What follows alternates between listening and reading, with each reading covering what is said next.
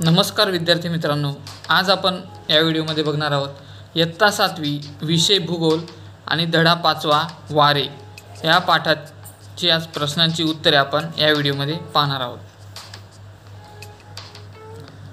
धडा 5वा वारे या पाठातील प्रश्न पहिला दिलेला आहे, योग्य पर्याय निवडून वाक्य पूर्ण करा असा प्रश्न पहिला दिला आहे। आणि त्या पहिल्या प्रश्नामध्ये पाहू शकता तुम्ही गाडलेल्या जागा दिल्या आहेत। ही गाडलेली जागा आहे हवा प्रसरण पावली की, त्याचं उत्तर दिलं आहे विरळ होते। तसेच दुसरा आहे वारे हवेच्या जास्त दाबाकडून, उत्तर दिलं आहे हवेच्या कमी दाबाकडे वाहतात, दुसऱ्याचं उत्तर दिलं आहे। तिसरा दिला आहे उत्तर गोलार्धात विषुववृत्ताकडे येणारे वारे पृथ्वीच्या परिवलनामुळे पश्चिमेकडे वळतात, तिसऱ्याचं उत्तर दिलं आहे पश्चिमेकडे वळतात।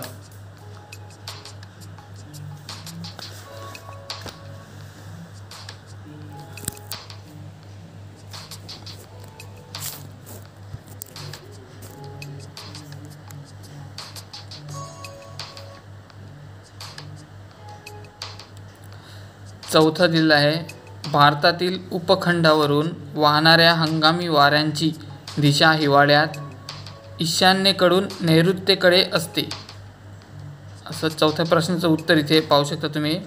इथे खुल्ली केलेली आहे, इथे दिलेलं आहे हे चौथ्या प्रश्नाचं उत्तर। पाचवी गाडलेली जागा दिली आहे गरजणारे 40 वारे दक्षिण गोलार्धात, आणि या गाडलेल्या जागेचं उत्तर दिलं आहे 40 अंश दक्षिण अक्षांशाच्या भागात वाहतात, उत्तर पाहू शकता तुम्ही इथे दिलेलं आहे।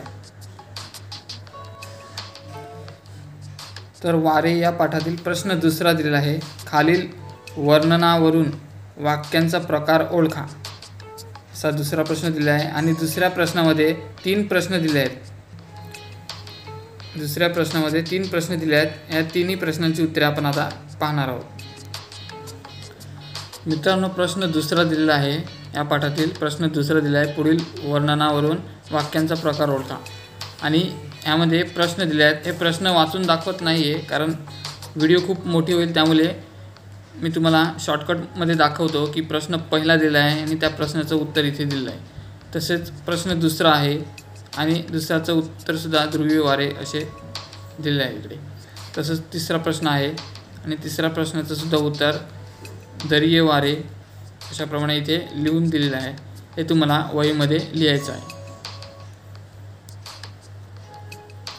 प्रश्न तिसरा दिलेला आहे, पुढे हवेचा दाब क्रमावर मिलीबारमध्ये दिलेला आहे, त्यावरून आवर्त व प्रत्यावर्ताची आकृती काढा। आवर्त आणि प्रत्यावर्त या 2 आकृत्या काढायच्या आहेत, त्यापुढे आपण आता बघणार आहोत। तर तुम्ही बघू शकता इथे प्रश्न तिसरा आहे आणि या 2 आकृत्या काढायला सांगितलेल्या आहेत, आवर्त आणि प्रत्यावर्त। ह्या तुम्हाला बघून आकृत्या अशा प्रकारे काढायच्या आहेत, हे तुम्ही पाहू शकता इथे दिले आहेत, अंक दिले आहेत। हे 2 पार्ट करून 2 आकृत्या काढायच्या आहेत।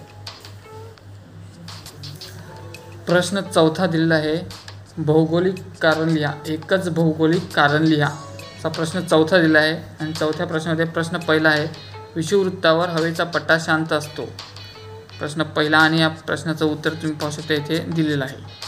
तसंच प्रश्न दुसरा आहे, उत्तर गोलार्धामधील नैऋत्य वाऱ्यांपेक्षा दक्षिण गोलार्धात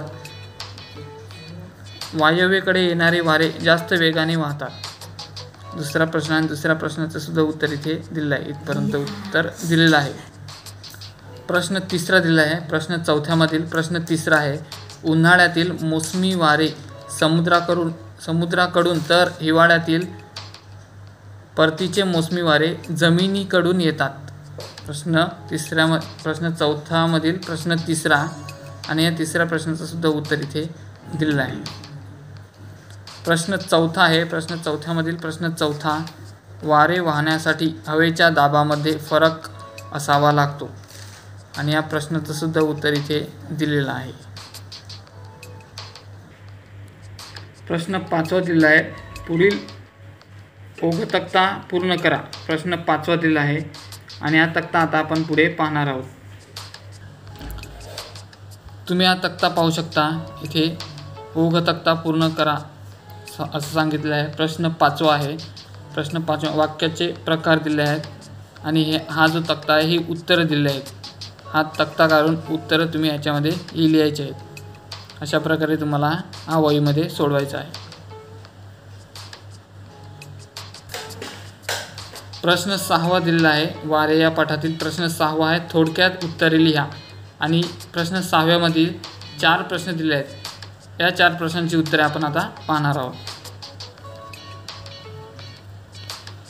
तर तुम्ही पाहू शकता इथे थोडक्यात उत्तरे लिहा. प्रश्न 6वा दिला आहे आणि 6व्यामधील प्रश्न पहिला आहे, ध्रुवीय भागात दोन्ही गोलार्धात हवेचा दाब जास्त का असतो?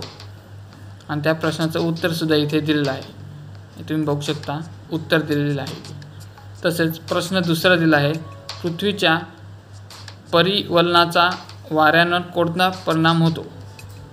प्रश्न दुसरा दिला आहे आणि दुसऱ्या प्रश्नाचं सुद्धा उत्तर इथपर्यंत दिलेलं आहे.